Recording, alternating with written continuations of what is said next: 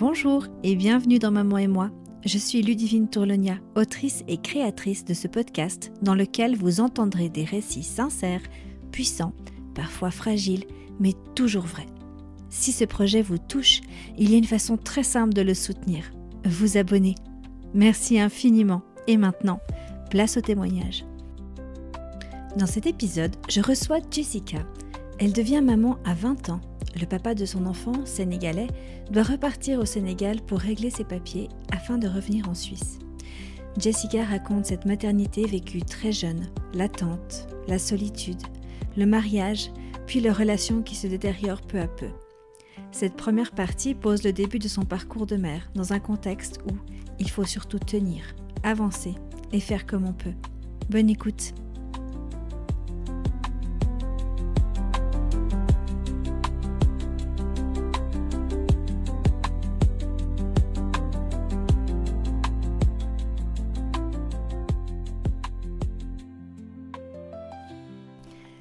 Bonjour.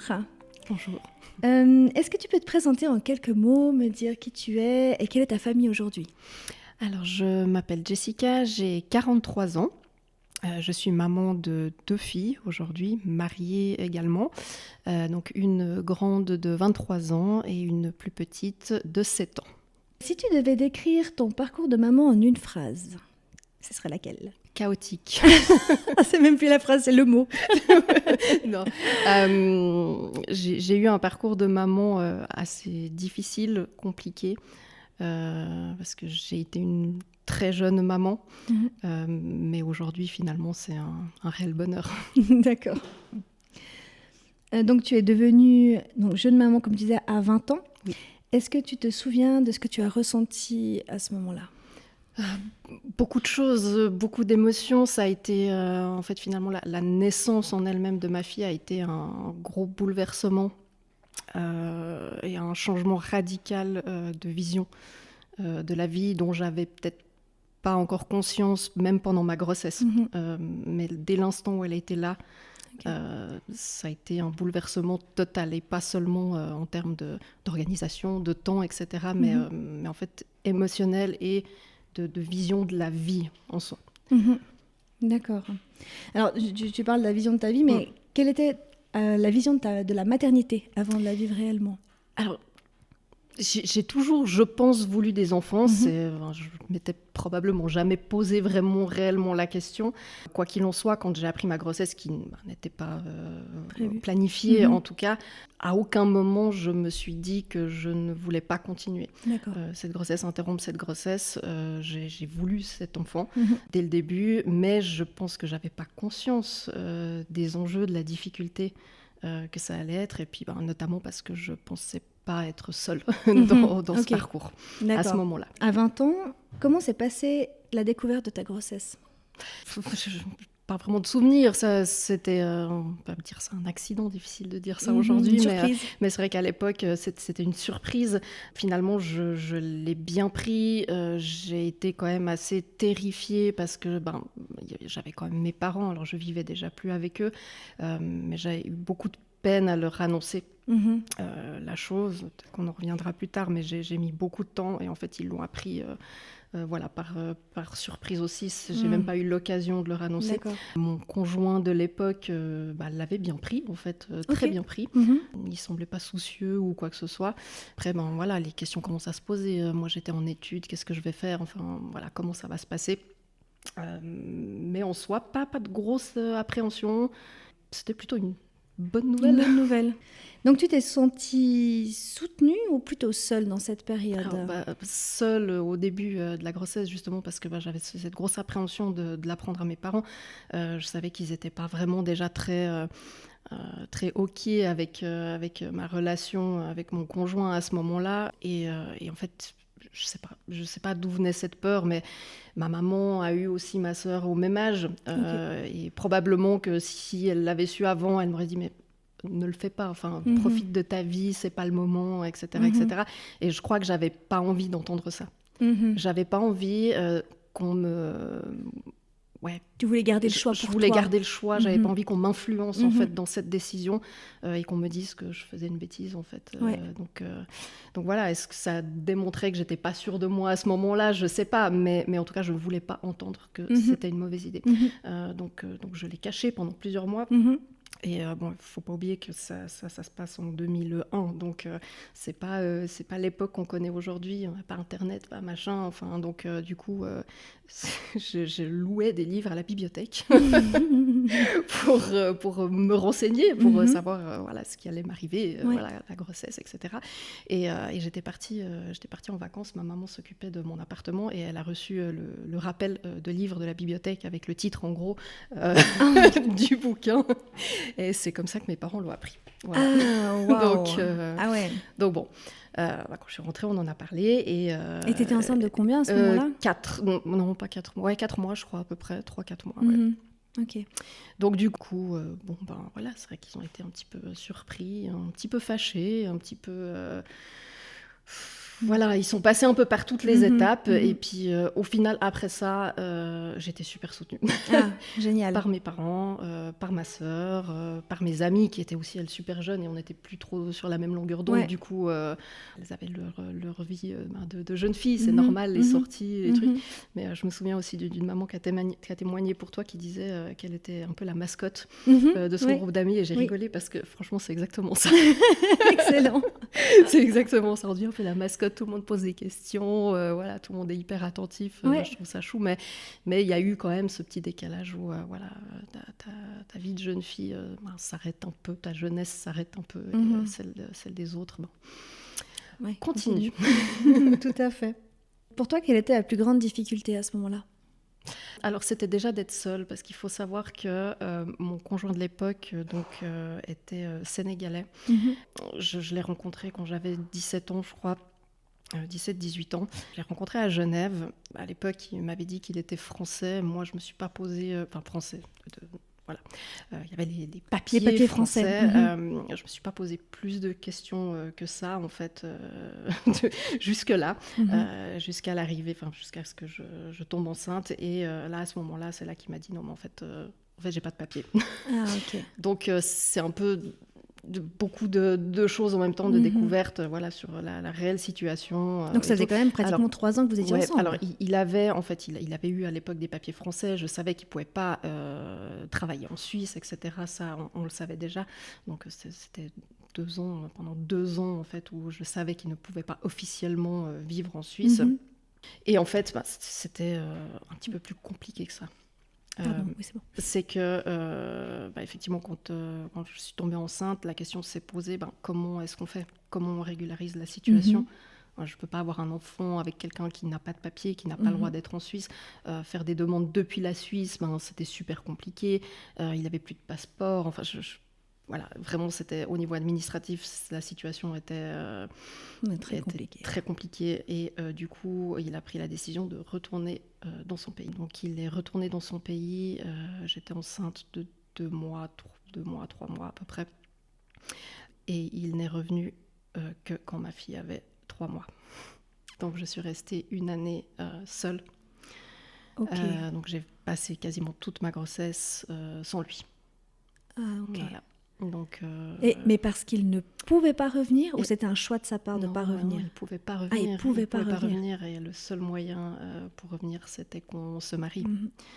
Et très honnêtement, s'il était resté là, on ne se serait probablement jamais mariés. Mais là, j'avais un peu, on guillemets, le couteau sous la gorge. Alors non, avec le recul aujourd'hui, oui, mais non. Sur le moment, c'est... Ouais. Mais sur le moment, en fait... j'avais juste pas envie d'être seule. J'avais juste envie voilà, que mon enfant ait un père. Donc du coup, oui, j'ai signé, quoi. Et qu'est-ce qui t'a donné la force d'avancer? Ma fille. Non, mais oui, au final, on n'a pas le choix. Ce que je disais, mon monde, il a changé le jour où elle est venue au monde. C'est qu'en fait, on passe en mode survie à ce moment-là. Et je pense déjà avant, quand je suis tombée enceinte, j'avais arrêté mes études, j'étais entrée en apprentissage. Et en fait, mon patron d'apprentissage n'a pas voulu me garder. Enfin, c'est un peu d'un commun accord. Il n'avait pas le droit de me licencier. Mais moi, je ne voulais pas continuer l'apprentissage. J'avais besoin de travailler. En fait, j'avais besoin de subvenir aux besoins de mon enfant. Je ne pouvais pas demander à mes parents de subvenir à nos besoins. Pour moi, c'était hors de question. Donc, j'ai arrêté mon apprentissage. Et voilà, ce mode survie s'est déjà enclenché pendant la grossesse, finalement, à ce moment-là. C'est juste trouver des solutions, quoi. Donc, je pense honnêtement, au-delà de l'entourage et du soutien, je pense que c'est ce mode-là, ce switch en mode survie qui permet d'avancer, c'est tout. Ok. Comment s'est passée la relation avec le papa de ta fille ? Alors, avant son départ pour le Sénégal pendant ma grossesse, ça se passait bien. Après, je le dis aujourd'hui avec beaucoup de naïveté, moins de naïveté, mais à l'époque, voilà, pour moi, ça allait bien. Enfin, c'était quelqu'un de gentil, quelqu'un qui essayait malgré tout de travailler, malgré la situation administrative dans laquelle il se trouvait, quelqu'un de présent, mais on était jeunes, on n'avait pas de responsabilité, donc voilà, il n'y a pas forcément les mêmes attentes que j'ai eues après. Et puis ensuite, il est parti dans son pays. Et là, les relations étaient compliquées parce qu'on était pas à l'époque d'aujourd'hui. Donc, se téléphoner, ça coûtait super cher. Il n'y avait pas les messages, il n'y avait pas Internet, il n'y avait pas... Enfin, voilà, donc très compliqué. Je me souviens que j'allais chez un ami qui avait une super connexion et puis qui avait, je ne sais plus quel programme à l'époque où on pouvait faire des appels via le net. C'était génial. Mais c'était rare, ça restait très rare. Donc, c'était des envois par la poste. Je lui envoyais des photos, les échographies, les choses que j'avais achetées pour le bébé et tout. C'était des envois de photos par la poste. C'est dur à imaginer aujourd'hui, mais c'était ça. Donc voilà, relation un peu spéciale. Et puis tout était finalement basé sur l'administratif, quoi. Préparation des documents pour le mariage, pour l'ambassade, pour tout. Donc voilà, on était focus là-dedans pour tout faire pour qu'il puisse revenir en fait avant la naissance. Ça a été impossible malgré tout. Et pourtant, on a eu beaucoup d'aide de l'ambassade.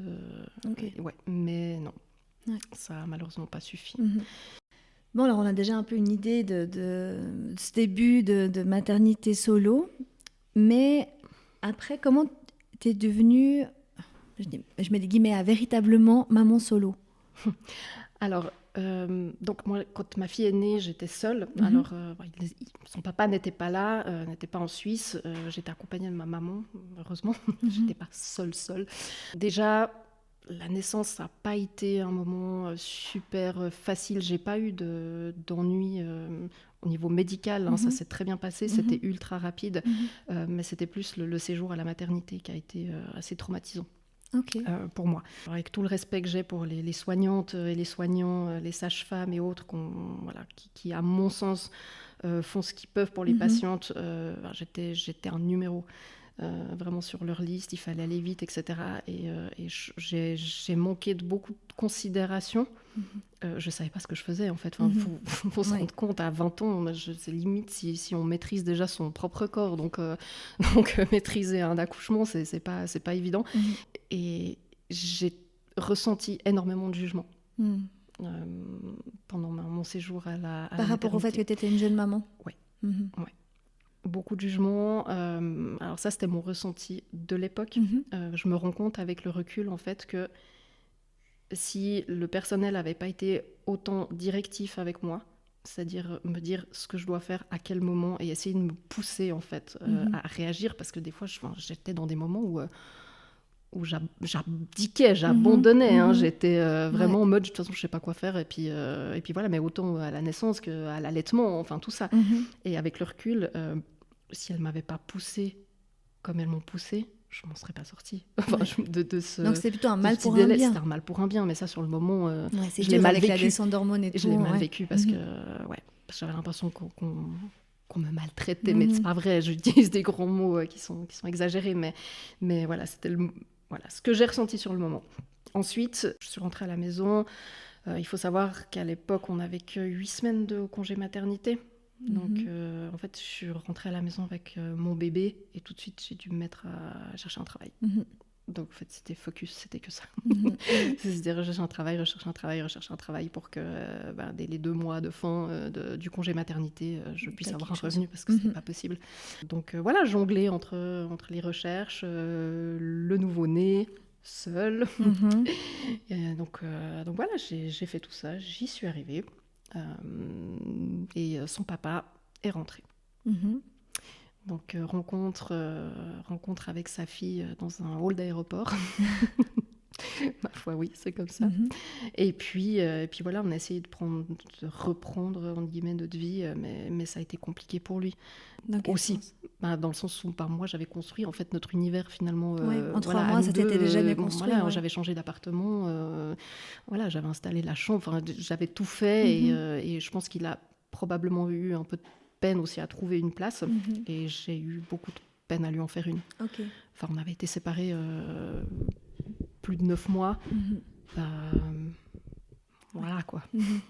Ok. C'est long, C'est sans beaucoup de contacts. Mhm. Je pense qu'il y a aussi quelque chose qui s'est cassé. Ouais.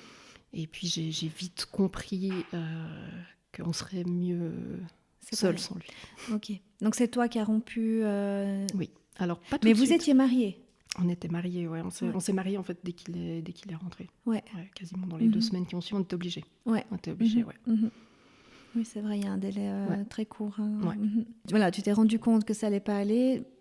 Après, t'arrives à dire combien de temps à peu près? Alors quasiment tout de suite, mais on est restés ensemble, je pense quasiment, jusqu'à à peu près les 2 ans, 2 ans de ma fille. On a déménagé, on a essayé, il a essayé de trouver du travail, toujours pas. Je crois qu'il n'avait pas vraiment envie en fait de travailler. Mhm. Moi, je travaillais à 100%, donc il gardait notre fille la plupart du temps. Et ça se passait pas bien. Lui, il sortait beaucoup. Ok. Il sortait le soir, Mhm. quasiment tous les soirs, hein, que ce soit un lundi, un mardi, enfin voilà. Il rentrait très tard ou au petit matin. Voilà. Il avait consommé de l'alcool, enfin c'était pas top. Mhm. Et moi, je devais partir le lendemain matin travailler et lui laisser notre Ouais. fille. Ouais. Donc Dans une. voilà. Et ne sachant pas vraiment comment il allait s'en occuper la journée, enfin voilà, toujours avec cette appréhension que il s'endorme, qu'elle reste là toute seule. Donc ça a été très compliqué pendant près d'1 année comme ça, où vraiment je vivais avec cette crainte en fait de la laisser, mais j'avais pas le choix. On était à Lausanne, pas de place en garderie, enfin c'était un petit peu compliqué. Mes parents n'étaient pas à la retraite, donc ils pouvaient pas non plus la garder. Puis en soi, il y avait pas de raison. Elle a un père qui ne travaille pas. Je me voyais mal Ouais. demander de l'aide en fait ailleurs. Mhm. Et au bout d'un moment, j'ai dit stop quoi. Ok. Je pouvais pas. Donc tu lui as Je demandé de pouvais pas. partir. Ouais. Mhm. Et là, comment ça s'est passé? Ça a été Mal, mal. très mal. Ça a fini par des plaintes communes. Ok. Un peu de violence, enfin voilà. Donc non, D'accord. pas évident du tout sur la fin. D'accord. Mais voilà, il fallait pour ma fille quoi. Ouais. On s'arrête ici pour cette première partie. Dans la prochaine partie, Jessica parlera de sa fille, de ses questions autour de ses origines et de ce que cela fait émerger dans leur quotidien. Merci d'avoir écouté Maman et moi. Si ce projet vous touche, n'hésitez pas à le soutenir en vous abonnant. À bientôt pour un nouvel épisode de Maman et moi.